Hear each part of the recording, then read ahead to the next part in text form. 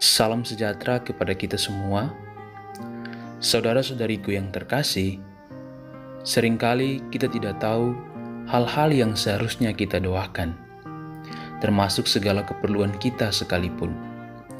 Kita tidak tahu bagaimana memohonkannya kepada Tuhan dengan benar. Tetapi tanpa disadari, apa yang kita harapkan atau kita minta dikabulkan oleh Tuhan.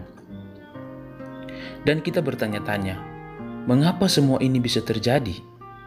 Jawabannya adalah karena roh yang ada pada kita membantu kita untuk berdoa kepada Allah, bahkan dengan keluhan-keluhan yang tidak terucapkan.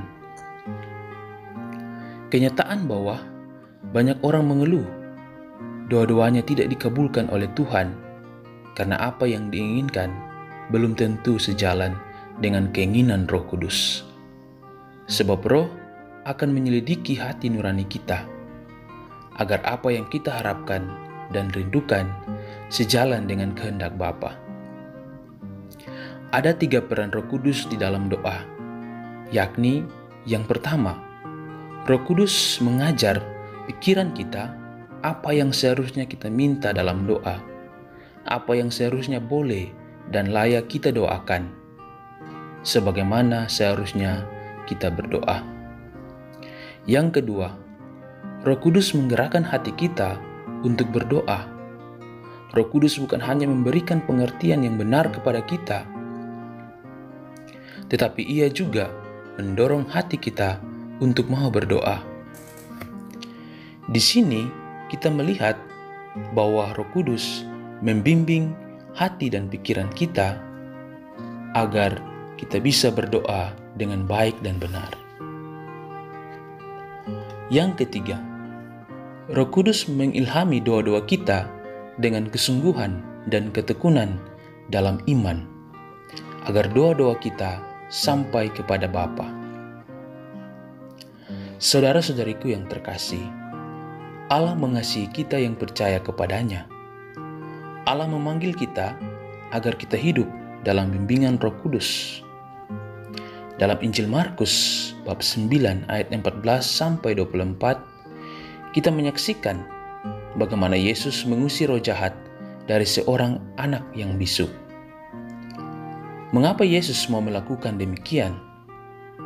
Karena Yesus mencintai hidup manusia. Yesus tidak mau tubuh manusia dikuasai oleh roh jahat. Dengan mau percaya dan mengasihi Yesus, kita akan mengalami perlindungan darinya.